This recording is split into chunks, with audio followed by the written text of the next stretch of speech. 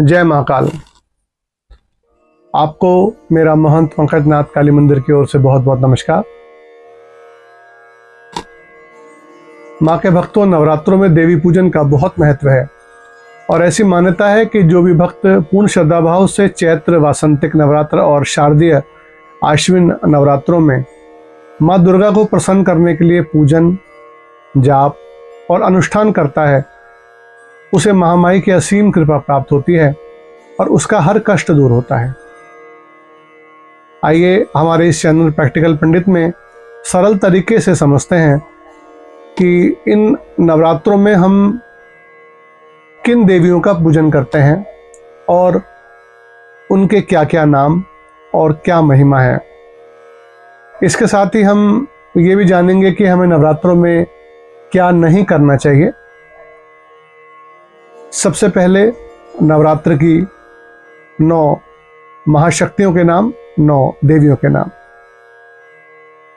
पहला मां शैलपुत्री, दूसरा नवरात्रा मां ब्रह्मचारिणी का पूजन किया जाता है। तीसरे नवरात्रे मां चंद्रघंटा, चौथा मां कूष्मांडा, पांचवा मां स्कंद माता, छठा मां कात्यायनी, सातवां आदिशक्ति परांबिका मां कालरात्रि, आठवां मां महागौरी और 9वीं का दिन मतलब 9वां नवरात्रा मां सिद्धिदात्री का पूजन किया जाता है। ये सभी मां पार्वती के सिद्ध स्वरूप हैं जो भक्तों का कल्याण करने के लिए अवतरित हुए हैं। सर्व स्वरूपे सर्वेशे सर्वशक्ति समन्विते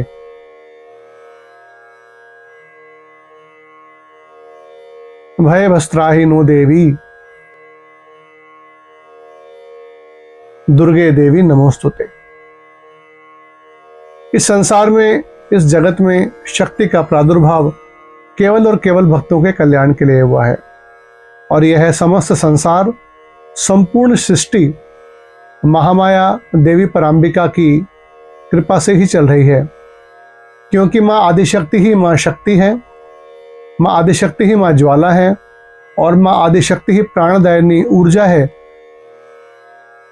बिना शक्ति के जीवन में कुछ भी संभव नहीं। इसको आप ऐसे समझें कि जैसे कोई बहुत अमीर व्यक्ति है जिसके पास ईश्वर की कृपा से सब कुछ है, बड़ा घर है, अच्छा व्यापार है, अच्छा पैसा है, गाड़ियां हैं, लेकिन उसके शरीर में जान नहीं है। उसको उठकर चलने के लिए भी 2-4 लोग चाहिए, तभी वह थोड़ा सा चल पाता है। तो बिना शक्ति के उसका धन, उसका वैभव, उसका घर, मकान, गाड़ी सब बेकार है। यदि उसमें शक्ति है तो वह सब कुछ कर सकता है, हर सुख का आनंद ले सकता है, लेकिन यदि शक्ति नहीं तो दुनिया का हर सुख बेकार है। और यही मां आदिशक्ति की महिमा है। देवी की कृपा हो जाए तो ऐसा कोई सुख नहीं जो ना मिल सके, और यदि किसी गलती से देवी रुष्ट हो जाए तो हर परेशानी हमारे सामने आकर खड़ी हो जाती है। हमको समझ नहीं आता कि हम क्या करें। आइए जानते हैं कि नवरात्रों के इन पवित्र 9 दिनों में किस प्रकार मां की पूजा करें जिससे मां की कृपा प्राप्त हो। तो सबसे पहले आप नवरात्रि के पहले दिन एक स्थान चुन लीजिए जहां पे आप पूजा पाठ नियम करना चाहते हैं। उस स्थान को अच्छी तरीके से साफ सफाई आप कर लीजिए। जैसे आपका घर का मंदिर हो, व्यवस्था वहीं करें तो बहुत अच्छा है। फिर वहां पर आप मां के सुंदर स्वरूप को विराजमान कर दें, या कोई तस्वीर मां की आप लगाना चाहें। मां को जिस रूप में आप पूजते हैं उस रूप में मां की स्थापना करें घर में, या घर के मंदिर में जोत जगाकर भी, क्योंकि ज्योत ही मां आदिशक्ति हैं, आप इस नियम को फिर भी कर सकते हैं।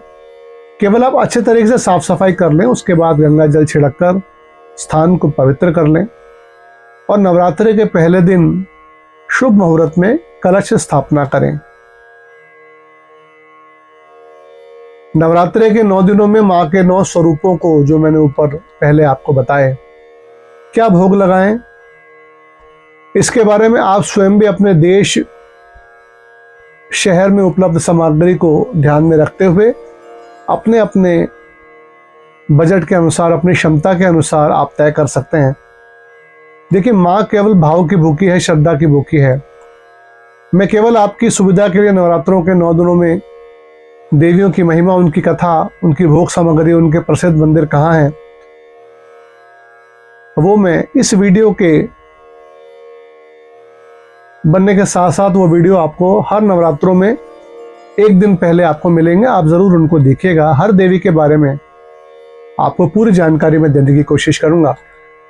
लेकिन यदि आप किसी कारण से परिस्थितिवश यह भोग, फल और मिष्टान इत्यादि की सेवा करने में संभव नहीं, तो केवल आप एक बताशे पे 2 लौंग के भोग के साथ अपना पूजा पाठ का नियम पूर्ण कर सकते हैं। उसका भी वही फल मिलेगा जो बाकी भोग प्रसाद सेवा के साथ मिलता है। क्योंकि समझिए, जो माँ स्वयं शाकंभरी है, सर्वकला सर्व भोगों से तृप्त है, उसे हम क्या ही अर्पित कर सकते हैं। वह तो केवल हमारा भाव, हमारी भक्ति, हमारी श्रद्धा को ही ग्रहण करती है। यदि आप अखंड ज्योत जगा रहे हैं तो आपको उसका ध्यान रखने की जरूरत है। और किसी भी स्थिति में आप घर बंद करके ना जाएं, कोई ना कोई घर में जरूर रहे। कई हमारे भक्त अखंड ज्योत का नियम ले लेते हैं, तो ध्यान रखें कि जब अखंड ज्योत जागृत है तो घर बंद करके ना जाए, कोई ना कोई घर में रहे अगर आपको किसी काम से जाना पड़ रहा है तो। वरना आप ये नियम अखंड ज्योत का ना लें। आप हर रोज भी ज्योत जगाकर पाठ का नियम कर सकते हैं। अगर आप किसी ब्राह्मण से पाठ करवा रहे हैं, बहुत अच्छी बात है। संकल्प देकर आप पाठ करवाएं, वह रोज संपूर्ण पाठ करेंगे। ध्यान रखें कि जब आप पाठ नहीं कर रहे हैं तब श्री दुर्गा सप्तशती की पुस्तक को लाल रंग के कपड़े में ढककर रखें। संभव हो तो नवाण मंत्र का जाप 108 बार करें। जिनके पास समय कम है वो केवल दुर्गा चालीसा का पाठ या नवाण मंत्र का जाप 8 बार ही करके या केवल 9 बार जय माता दी बोलकर भी इस नियम को पूरा कर सकते हैं। मैंने पहले ही कहा कि मां भाव की भूखी हैं। आप सदा ध्यान रखें कि देवी नियम के अधीन नहीं है। वह केवल आपका भाव, आपकी भक्ति ही देखती है कि कितनी श्रद्धा से आप उसकी पूजा कर रहे हैं। आप महामाई को कुछ चढ़ा पा रहे हैं या नहीं चढ़ा पा रहे, इसका कहीं कोई महत्व नहीं है। माँ केवल विश्वास की, श्रद्धा की भूखी है और उसी में ही प्रसन्न हो जाती है। श्री रामचरितमानस में दूसरे ही श्लोक में गोस्वामी जी ने लिखा है, भवानी शंकरो वंदे, भवानी शंकरो वंदे श्रद्धा विश्वास रूपिणी। तो आप श्रद्धा के साथ, विश्वास के साथ पूजन करें, आपको जरूर उसका फल मिलेगा। जो लोग किसी कारण से ये पाठ नहीं कर पा रहे तो वो पहले दिन ही हवन की सामग्री, देसी घी, देसी कपूर, कमलगट्टे इत्यादि मंगवाकर आप इसको रखें। और यदि आप पाठ नहीं कर पा रहे, उनके लिए मैं नियम को बता रहा हूँ। पाठ कर रहे हैं तो बड़ी अच्छी बात है।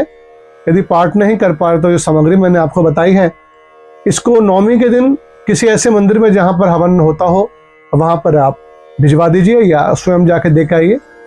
तो इससे आपको पाठ का संपूर्ण फल आपको मिलेगा। नवरात्रों में अपने पारिवारिक नियम के अनुसार कन्या पूजन करें अष्टमी या नवमी को, और यथासंभव कन्या भवानी को भोग, प्रसाद, श्रृंगार, दक्षिणा इत्यादि उनको देकर उनका आशीर्वाद जरूर लें। किसी वजह से आप इनमें से कोई भी नियम फॉलो ना कर पाए तो आप केवल एक दुर्गा सप्तशती की संस्कृत की बुक गीता प्रेस गोरखपुर की आपको मिल जाएगी। उसको एक लाल कपड़े में लपेटें, उसके ऊपर 5 फल, कुछ मिठाई और अपनी क्षमता अनुसार कुछ दक्षिणा रखकर पहले नवरात्रे को किसी ऐसे ब्राह्मण को भेंट करें जो दुर्गा सप्तशती का पाठ इत्यादि करता हो। आप इसको पहले नवरात्रे को ही भेंट करना, ताकि उस पुस्तक में जो भी ब्राह्मण देवता किसी और भक्त के लिए भी पाठ करें उसका फल भी आपको मिले। आप इसको भी, नियम को भी आप फॉलो कर सकते हैं। इससे भी आपको पूरे नवरात्रों में माँ की कृपा जरूर मिलेगी। नवरात्रों में क्या नहीं करना चाहिए, जैसा मैंने वीडियो के शुरू में कहा था, ध्यान रखें इन बातों का। कई बार जाने अनजाने हमसे नवरात्रों में ऐसी गलतियां हो जाती हैं जो देवी के क्रोध का कारण बन जाती हैं। आइए समझते हैं उन बातों को जिन्हें करने से हमें बचना चाहिए। नाखून न काटें नवरात्रों में। बाल काटने और दाढ़ी बनाने से, शेव इत्यादि करने से बचें। नवरात्रों में चमड़े से बनी वस्तुएं ना पहने। नॉनवेज, एग इत्यादि, ड्रिंक्स वगैरह और प्याज लहसुन से परहेज करें। और सबसे महत्वपूर्ण, दूसरों की निंदा चुगली करने से और किसी को अपशब्द बोलने से बचें। नवरात्रों में आप इन बात का ध्यान जरूर रखें। और मैंने पहले ही कहा था कि अखंड ज्योत यदि आप नियम निभा सकें तभी आप उसको जगाएं, वरना उसका दोष बहुत लगता है। आप हर रोज भी जो जगाकर नियम पूरा कर सकते हैं उसका भी वही फल मिलता है। देखिए, मैंने अपनी अल्प बुद्धि से जो भी गुणीजनों से, संतों से, महंतों से, गुरुजनों से देखा सुना, उनको उसका पालन करते हुए देखा, वह सरल करके आपके आगे मैंने रखा है। आशा है आपके नवरात्र पूजन में यह सहायक होगा। साथ ही एक बात का और ध्यान रखें कि हर क्षेत्र, परिवार व समाज के कुछ अपने नियम भी होते हैं जो आप अपने परिवार के बड़ों व ब्राह्मणों से पूछ सकते हैं। मामाई का भजन, पाठ, सुमिरन और जाप सदा ही सुखदायी होता है, इसमें कहीं कोई संशय नहीं है। माँ जगतजननी है, महामाया है, अनंत फल देने वाली पराम्बिका है। माँ की भक्ति, पूजा पाठ व जाप कर पाना केवल उनकी ही कृपा से संभव है। इसलिए कोई भी नियम शुरू करने से पहले दोनों हाथ जोड़कर माँ से प्रार्थना करें कि हे माँ, आप मेरी सहायता करें और मुझे अपनी शरणागति प्रदान करें। आप सभी के लिए नवरात्र पूजन अति शुभ हो। माता पराम्बिका, माँ आदिशक्ति आपकी समस्त मनोकामनाओं को पूर्ण कर आपको उत्तम स्वास्थ्य का वर दे। यही मेरी महंत पंकजनाथ की ओर से माँ के चरणों में विनती है। और जो भक्त नवरात्रों के इस शुभ समय 9 दिन 9 देवियों का पूजन विशेष रूप से करना चाहते हैं, वो मेरे साथ हमारे चैनल प्रैक्टिकल पंडित पे जुड़ें। इसको सब्सक्राइब करें, वीडियो को लाइक ज़रूर करें, साथ ही अपने जैसे और भक्तों को इसको शेयर करें। देखिए, मैं बिल्कुल सरल तरीके से आपको जिन देवियों के बारे में आप जानना चाहते हैं कि ये नव दुर्गा के जो स्वरूप हैं कौन हैं, ये देवियां कैसे प्रकट हुई, इन सब के बारे में विस्तार के साथ हम लोग इन नवरात्रों में चर्चा करेंगे। और इसके साथ ही मैं नव दुर्गा के 9 दिनों के पूजन के ऊपर भी इसी चैनल पे नवरात्रों से 1 दिन पहले वीडियो बना के इसी चैनल पे पोस्ट कर रहा हूँ। मतलब जो पहला नवरात्रा है उसमें हम माँ शैलपुत्री का पूजन करेंगे, उसका वीडियो 1 दिन पहले मतलब अमावस्या के दिन पोस्ट हो जाएगा।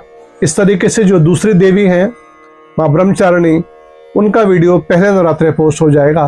तो आपको 1 दिन पहले सारे वीडियो मिल जाएंगे ताकि आपको देखने में, समझने में और जो मैं सामग्री इत्यादि बताऊं उसको अरेंजमेंट करने में आपको आसानी हो। माँ आपका कल्याण करे। इन्हीं शब्दों के साथ अपनी वाणी को यहीं विराम देता हूँ। जय महाकाल।